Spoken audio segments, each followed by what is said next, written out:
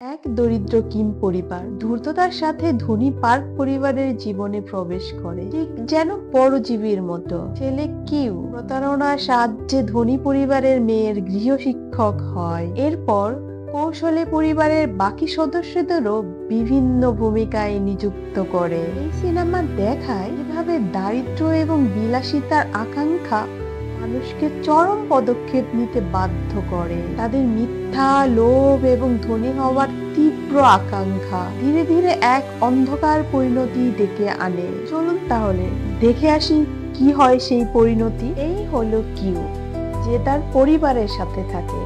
আর 5 জনের মতো এদেরও একটি সমস্যা আছে, আর তা হলো এরা খুব দরিদ্র একটি পরিবার। বর্তমানে এরা বাড়িতে পিৎজা বক্স তৈরির কাজ করে। এতে এদের সামান্য কিছু টাকা আসে, যা দিয়ে এদের জীবন কোনো রকম চলে যায়। যা হোক, একটা জিনিস এদের আছে, যা হলো মা বাবা ভাই বোন মিলে পরিপূর্ণ এক পারিবারিক বন্ধন। একদিন কিউ এর এক পরিচিত বড় ভাই মিন তার সাথে দেখা করতে আসে। সে তার জন্য একটি উপহারও নিয়ে আসে, যার ভেতরে একটি ল্যান্ডস্কেপ স্টোন ছিল।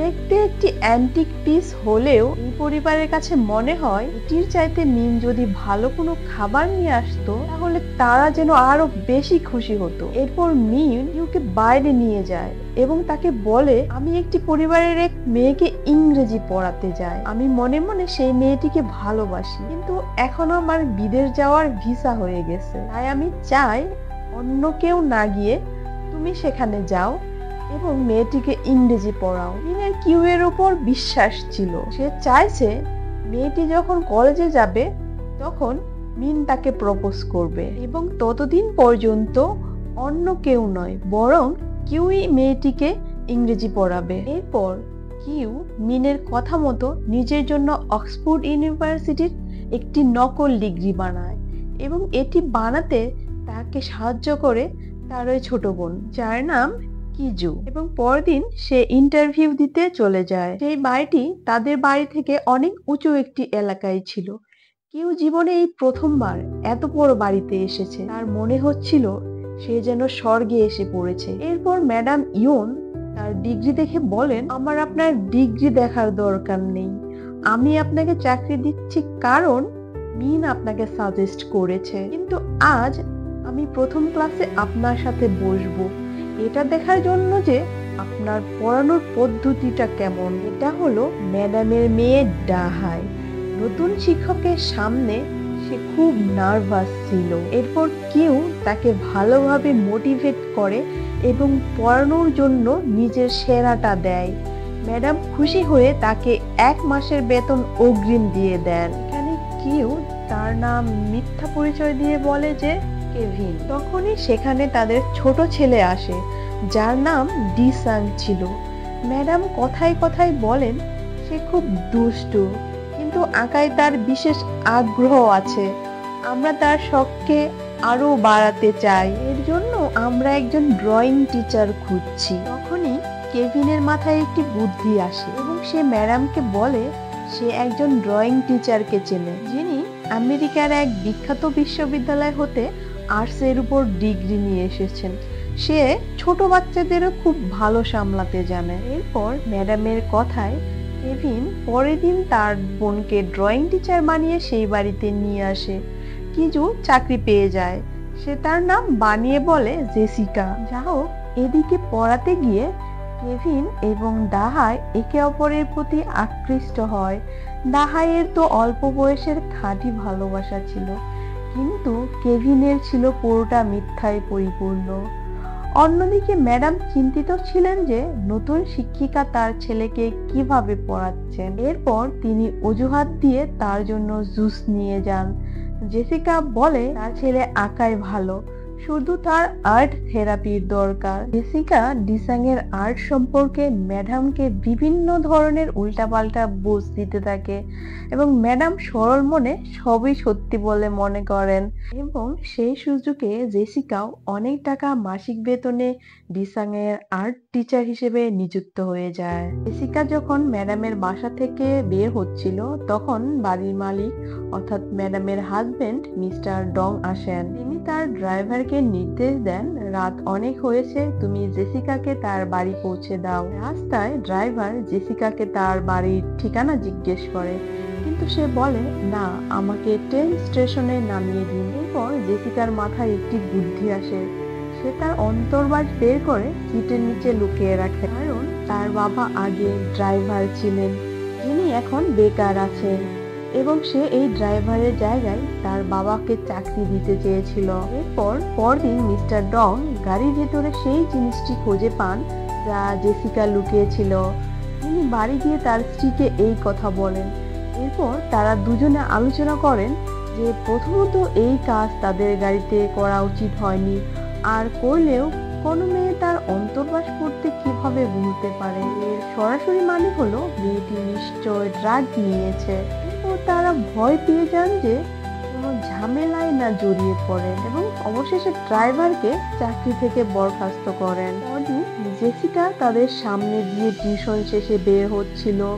ম্যাডাম জেসিকাকে জিজ্ঞেস করেন সেই দিন গাড়িতে কিছু হয়েছিল কিনা, কিন্তু জেসিকা অস্বীকার করে এবং বলে সে স্টেশনে নেমে গিয়েছিল। ওর ম্যাডাম তাকে বলেন, একটি লজ্জাজনক কাজের জন্য আমরা তাকে চাকরি থেকে বরখাস্ত করেছি। এই সুযোগে জেসিকা বলে, আমার একজন আঙ্কেল ছিল, এখন বিদেশ থাকেন। তার পরিবারে আগে একজন ড্রাইভার ছিল, যিনি মার্সিডিজ রেঞ্জ সম্পর্কে অনেক কিছু জানে। এরপর ম্যাডাম জেসিকার রেফারেন্সে সেই আঙ্কেলকে নিয়োগ করেন এবং তিনি চাকরি পেয়ে যান। এভাবে একই পরিবারের তিনজন মিথ্যা পরিচয়ে নতুন একটি পরিবারে চাকরি পেয়ে যায়। এবার তাদের পরবর্তী লক্ষ্য ছিল সেই পরিচারিকা, যার নাম মুন।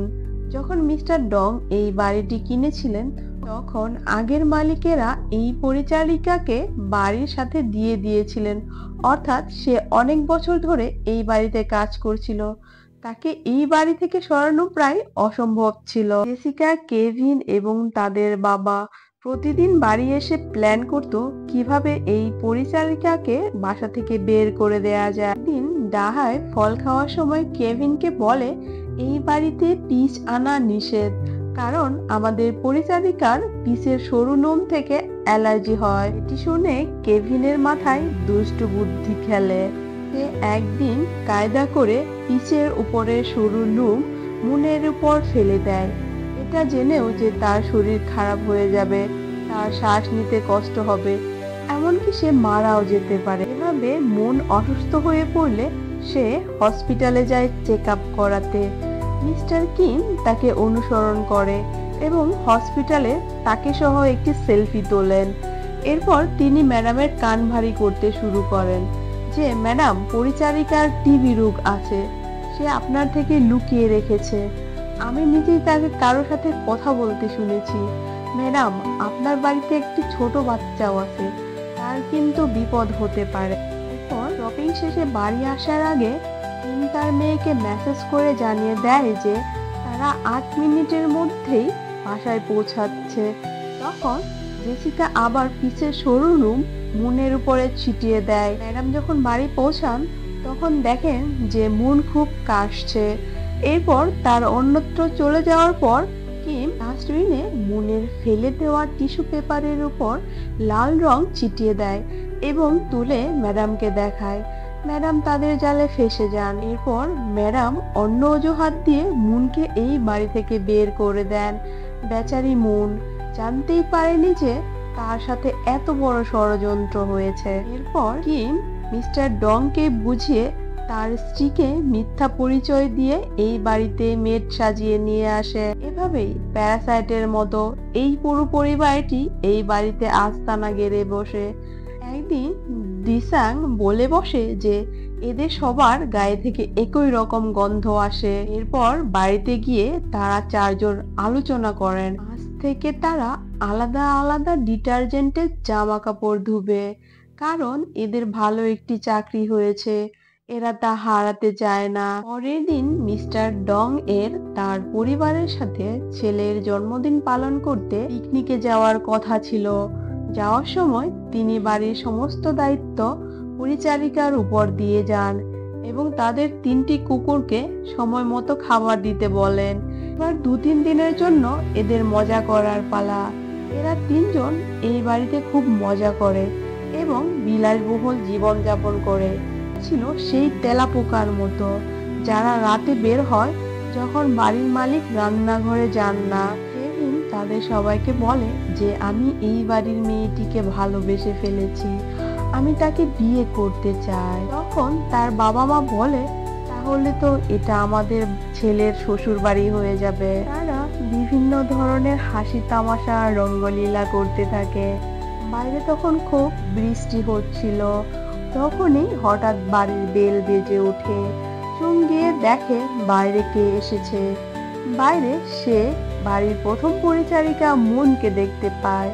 সে জানায় আমি আমার কিছু জিনিসপত্র ভুলে গেছি, সেগুলো নিতে এসেছি। এরপর অনিচ্ছা সত্ত্বেও চুমকে দরজা খুলতে হয়।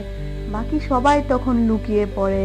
জানায় আমার জিনিসপত্র নিচের বেসমেন্টে আছে। এরপর সে বেসমেন্টে চলে যায় এবং বাকি সবাই তার বের হওয়ার অপেক্ষা করতে থাকে। অনেকক্ষণ পর্যন্ত সে বাইরে না এলে চুম রেগে নিচে গিয়ে দেখে সে একটি আলমারি সরানোর চেষ্টা করছে। এরপর চুম তাকে সাহায্য করে এবং দেখে মুন একটি গোপন দরজা খুলেছে। ভেতরে একটি টানেলের মতো কিছু তৈরি করা আছে। মুন তার ভেতরে চলে যায়। চুমও তাকে অনুসরণ করে এবং দেখে ভেতরে একজন লোক শুয়ে আছে। সেই লোকটির নাম বিরজু নাল্লা। মুন তাকে কিছু খাবার খাওয়ায়। তাদের পেছনে পেছনে বাকি তিনজনও টানেলের নিচে চলে আসে। মুন চুনকে জানায় এই লোকটি হচ্ছে তার স্বামী। চুন জিজ্ঞেস করে তোমার স্বামী এখানে কতদিন ধরে আছে? মুন বলে প্রায় 4 বছর ধরে, কিন্তু এই টানেল সম্পর্কে মিস্টার ডং এর পরিবার জানে না। তাদের আগের পরিবার যারা এই বাড়িটি বানিয়েছিল তারা এই টানেল বানিয়েছে যাতে যদি কোনো যুদ্ধ শুরু হয় বা কোনো পুলিশি ঝামেলা হয় তাহলে সহজেই লুকানো যায়। আমার স্বামীও একজন মাফিয়ার কাছ থেকে লোন নিয়েছিল যা তিনি সময় মতো শোধ দিতে পারেনি, তাই তারা তার জীবনের পেছনে লেগেছে। তখন থেকেই তারা এখানে থাকে। তুমি রেগে গিয়ে জানায় তোমার স্বামীকে নিয়ে এখান থেকে এখনই চলে যাও, না হলে আমি পুলিশ ডাকবো। মুন তার কাছে কাকুতি মিনতি করে বলে আমাদের অনেক ঋণ আছে, বাইরে গেলে তারা আমার স্বামীকে মেরে ফেলবে, দয়া করে একটু দয়া করুন। তখনই কিমের পা পিছলে যায় এবং তারা তিনজন নিচে পড়ে যায়। মুন দেখে এরা সবাই এখানে করছেটা কি।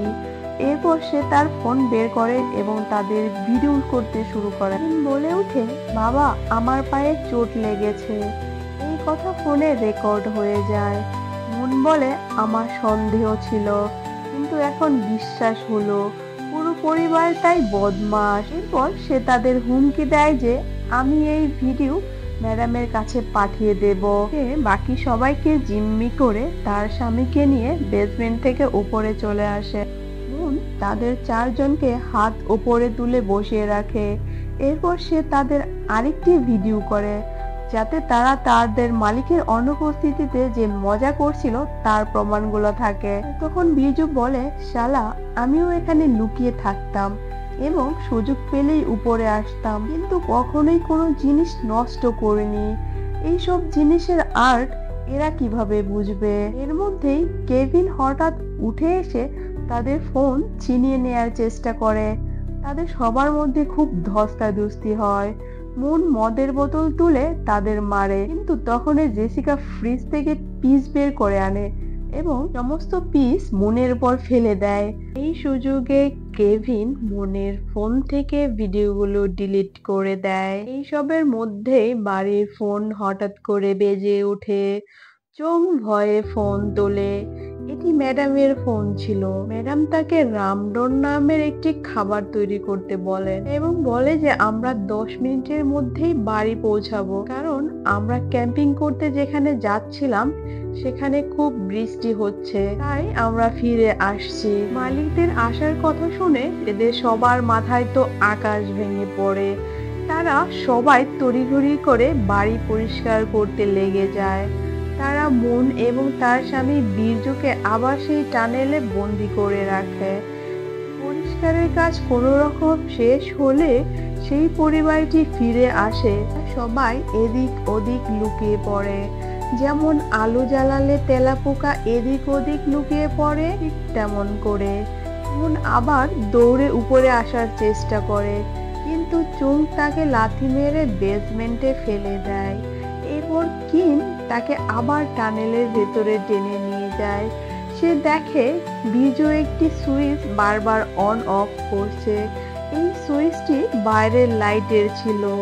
এরপর বিজু বলে এটা হলো মোর্স কোড, অর্থাৎ আলোর মাধ্যমে আমরা কাউকে বার্তা পাঠাতে পারি। কিন্তু ডং এবং তার পরিবার এই ভাষাটি জানতো না। এরপর কিম তাকে একটি পাইপের সাথে বেঁধে দেয়। রান্নাঘরে ম্যাডাম রামডন খেতে খেতে চুংয়ের সাথে গল্প করতে থাকে। সে বলে আমরা আমাদের ছেলের জন্মদিন এই বাড়িতে পালন করতে চায় না, কারণ একবার রাতে যখন সে তার জন্মদিনের কেক খাচ্ছিল তখন সে রান্নাঘরে একটি ভূত দেখেছিল। তারপর থেকে সে আর কখনোই তা ভুলতে পারেনি। অন্যদিকে বিরজু কিমকে বলে এটি আমার বাড়ি, আমার এখানে থাকতে ভালো লাগে, দয়া করে তুমি আমাকে এখান থেকে বের করে দিও না। কিম তাদের দুজনকে সেখানে রেখে উপরে চলে আসে। চুং তার স্বামী এবং দুই সন্তানকে সেখান থেকে বের করার চেষ্টা করে, কিন্তু তখনই সেখানে ডিসাং আসে আর তারা সবাই আবার তেলাপোকার মতো টেবিলের নিচে লুকিয়ে পড়ে। সে বাইরে বাগানে তার ছোট ক্যাম্প লাগায় এবং আজ রাতে সেখানেই ঘুমাবে বলে বায়না ধরে। মিস্টার ডং ওয়াকি টকির মাধ্যমে তার সাথে কথা বলেন এবং বলে আমরা লিভিং রুমে আছি, তোমার ভয় লাগলে আমাদের জানিও, আমরা নিয়ে আসব। তখন ম্যাডাম বলে তাহলে আর এখন কি করার, চলো আমরা লিভিং রুমেই ঘুমিয়ে যাই। রুমের সোফায় মিস্টার ডং তার স্ত্রীর সাথে গল্প করতে করতে হঠাৎ বলেন আমার এখানে অদ্ভুত গন্ধ আসছে। এই গন্ধটি গাড়ির ভেতরের গন্ধের মতো, এই গন্ধটি বস্তিতে বসবাসকারী মানুষের মতো। চাকরিতে জয়েন করার পর থেকেই এই গন্ধটি আমার নাকে লাগে। ডং এর এই কথাগুলো কিম সোফার নিচ থেকে শুনতেছিল এবং এই কথাগুলো শুনে তার খুব খারাপ লাগে। রাতে যখন মিস্টার ডং এবং ম্যাডাম ঘুমিয়ে পড়েন তখন তারা তিনজন টেবিলের নিচ থেকে কোনো রকমে বের হয়ে বাইরে যাওয়ার চেষ্টা করে। তারা তিনজন চুপিসারে গ্যারেজে যায় এবং সেখান থেকে বাইরে বেরিয়ে পড়ে। মিস্টার ডং এর বাড়িটি যে জায়গায় ছিল তার নিচে অনেক নিচে একটি বস্তিতে এরা থাকতো, যেমন ইঁদুর মাটির নিচে গর্ত করে থাকে। আজ খুব বৃষ্টি হচ্ছিল এবং থামার নামও নিচ্ছিল না। কেভিন এবং জেসিকা রাস্তায় তাদের বাবাকে জিজ্ঞেস করে যাদের আমরা বেসমেন্টে বন্দি করে এসেছি তাদের কি হবে। কিম বলে তাদের চিন্তা তুমি আমার উপর ছেড়ে দাও এবং বাড়ি চলো। যেখানে এরা থাকতো সেখানে সবার একটাই চিন্তা কিভাবে বাড়িতে বৃষ্টির জল ঢোকা থেকে বাঁচানো যায়। তারা গিয়ে দেখে তাদের বাড়ির জানালা এবং দরজা দিয়ে রাস্তার ড্রেনের পানি ঢুকে পুরা প্লাবন সৃষ্টি হয়ে গিয়েছে। আজ তাদের জীবনে এমন মোড় নিয়েছে যে তারা স্বর্গ থেকে নেমে সরাসরি নরকে এসে পড়েছে। বৃষ্টিতে ড্রেনের পানিতে তাদের ঘর তুলে যাওয়ার পর তারা একটি অস্থায়ী ক্যাম্পে এসে আশ্রয় নেয়, যেখানে তাদের মতো আরো শত শত মানুষ এভাবে আশ্রয় নিয়েছে। দিন ম্যাডাম কিম কেভিন এবং জেসিকাকে তাদের বাড়িতে পার্টির জন্য আমন্ত্রণ জানান। মিস্টার কিম কাজে যান, কিন্তু তার মনে কোনো আনন্দ ছিল না। তার মনে হাজারো প্রশ্ন ছিল যার কোনো উত্তর ছিল না। প্রথমত, গতকাল রাতের জামা কাপড়ের গন্ধের কথা মিস্টার কিমের মাথা থেকে যাচ্ছিল না, এবং দ্বিতীয়ত নিজের বাড়ি পুরোপুরি জলে ডুবে যাওয়ার পরেও তিনি ডিউটিতে এসেছেন, এবং সর্বোপরি বেসমেন্টে ঘটে যাওয়া ঘটনাগুলি। এবার বাড়িতে আত্মীয় স্বজনের ভিড় শুরু হয়। আজ কিম, চুং, কেভিন এবং জেসিকা এদের কেউই খুশি ছিল না। মিস্টার ডং কিমের বিষণ্ণ মুখ দেখে বলেন আমি আজ তোমাকে ওভারটাইম দিব, কিন্তু মুখটা একটু ঠিক রাখো। আমি আমার ছেলের জন্য আজকের এই পার্টিকে বিশেষভাবে উদযাপন করতে চাই। এদিকে জেসিকা তার মাকে রান্নাঘরে এসে বলে আমাদের একবার নিচে গিয়ে দেখতে হবে তারা কেমন আছে। আর উপরে কেভিনের মনে অন্য কিছু চলছিল। সে একটি পাথরের টুকরা নিয়ে টানেলে যায় যাতে তাদের দুজনকে শেষ করতে পারে, কারণ তাদের দুজনের কারণে এদের চাকরি চলে যেতে পারে, শেষ হয়ে যেতে পারে এদের সাময়িক খুশির জীবন। কিন্তু স্ত্রীর মৃত্যুর কারণে বীরজু পাগল হয়ে গিয়েছিল। কেভিন তাদেরকে মারতে গেলে নিজেই ধরাশয়ী হয়ে যায় এবং বীরজু একটি পাথরের টুকরা দিয়ে তার মাথা ফাটিয়ে দেয়। এরপর বীরজু একটি বড় ছুরি নিয়ে বাইরে পার্টিতে যায় এবং জন্মদিনের কেক নিয়ে যাওয়া জেসিকার বুকে সরাসরি ছুরি ঢুকিয়ে দেয়। পর সে যায় জেসিকার মা অর্থাৎ জুংকে মারতে। জুং আর বীরজুর মধ্যে ধস্তাধস্তি শুরু হয়ে যায়। নিজের মেয়ের পাশে বসে দুহাত চেপে তার রক্ত থামানোর চেষ্টা করছিল। দেখতে পায় তার ছেলে কেভিনও মারাত্মকভাবে আহত হয়েছে। সবকিছু দেখে তার মাথা কোনো কিছুতে কাজ করছিল না।